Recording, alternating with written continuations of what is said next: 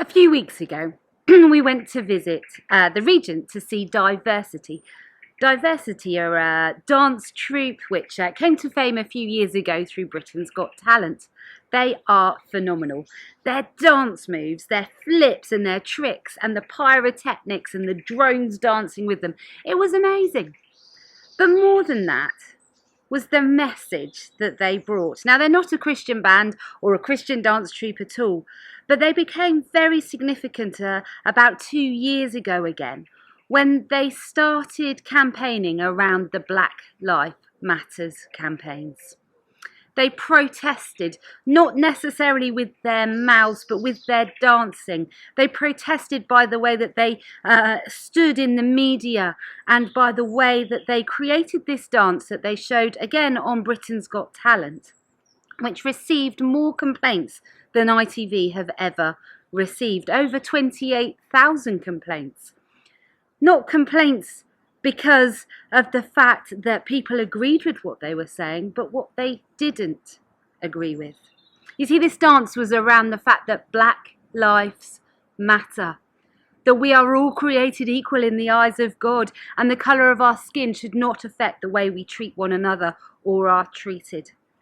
The dance was really powerful. You can look on YouTube yourself to see how they stood up and said Black Lives Matters through their medium of dance, but then also in the media afterwards. Interestingly, a few months later, they received the BAFTA award for that dance, for that moment, for saying, actually, we don't agree with racism. We're going to stand. And it was the people's vote that got them that BAFTA. Millions of people voted to say what they did, their protest, actually was really significant. There are lots of people who are high profile in our media who stand for something, don't they?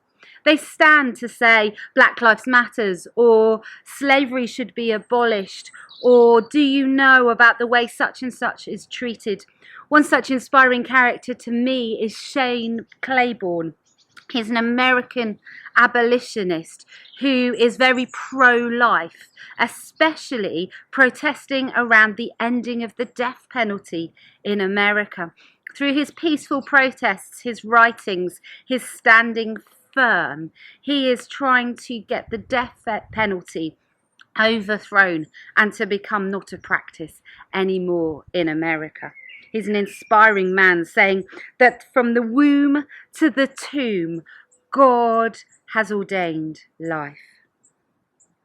There are many Christians in our world who stand for something. I wonder if you know someone who you go, oh, such and such, that person really believes in. They speak up for. They're speaking the words of Proverbs. Proverbs 39, 8 and 9 says this. Speak up for those who cannot speak for themselves, for the rights of all who are destitute. Speak up and judge fairly. Defend the rights of the poor and needy. Our challenge this week is to think about what is in our hands in terms of what we're passionate about, in terms of how we stand up and speak out against a world that is unjust, against issues that are unfair, unbiblical. I wonder what you're passionate about. What are you willing to speak up about? I've got a few thoughts for us as we consider what is in your hands in terms of what you're passionate about. What will cause you to speak up? Firstly, let's identify what we're passionate about. For some of us, we might be passionate about an overseas issue that we really want to see changed. Many of us have been led to respond to the Ukraine war and how that has unfolded. We might be passionate about helping those who are from Ukraine settle here in Ipswich and in the UK. Perhaps you're passionate about some morality issue, abortion, or the death penalty. Perhaps you're passionate about helping young people in one way or another, or a different demographic, or a different people group. Perhaps you're passionate about a certain country that you've prayed for many years. Perhaps you're passionate about your neighbourhood and the way you would like that to see a change. Perhaps you're passionate about the way we treat the world. Do go back to our Summer Sunday series of a couple of years ago as we thought about environmental issues. What are you passionate about? What are you prepared to speak up about? There's something that bubbles inside of you and you go, do you know what? This isn't the way God made the world.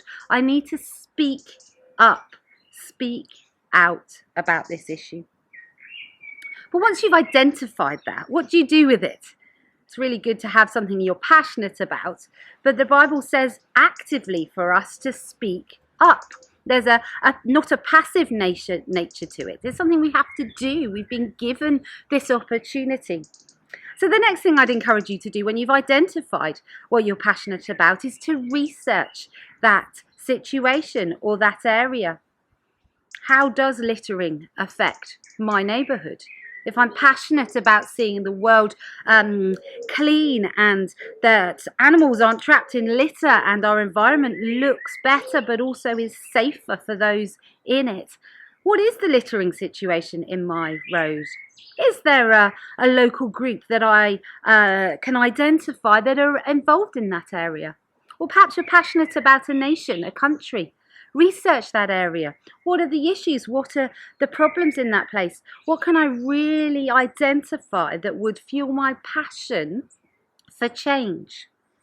So number one, identify your passion. But number two, research, become informed, read those books, find out the information. So you're not passionately naive, but you are passionately informed.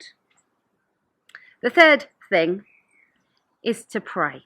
Now, I'm an activist, so when I've identified my passion and I've found out something about it, I often just want to get on and do, but I've reminded again and again that the getting on and doing always has to begin with prayer.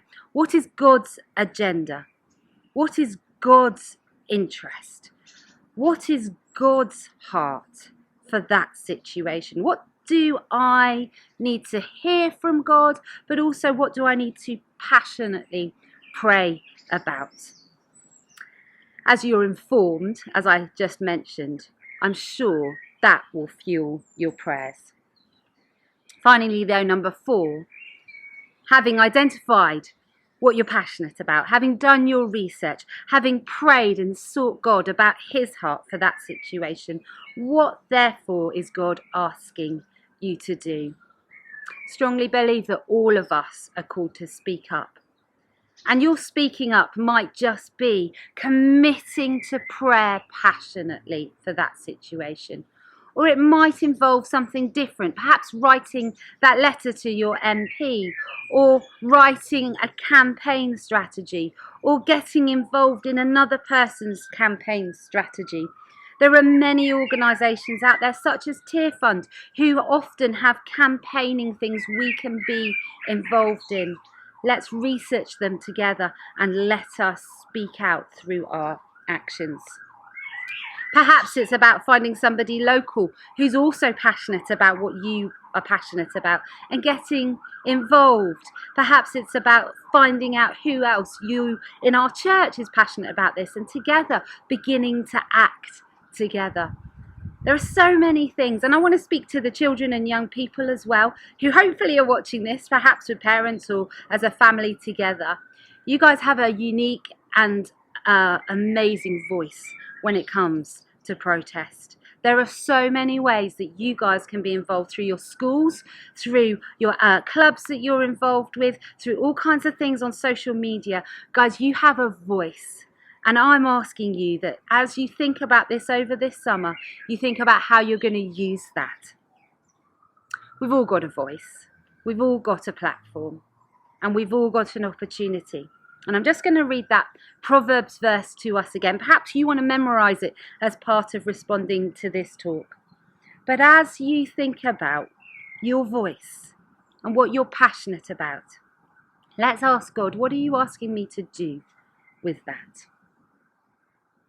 Proverbs says, Speak up for those who cannot speak for themselves, for the rights of all those who are destitute. Speak up and judge fairly. Defend the rights of the poor and needy. Let's try and process how we do that over the coming week.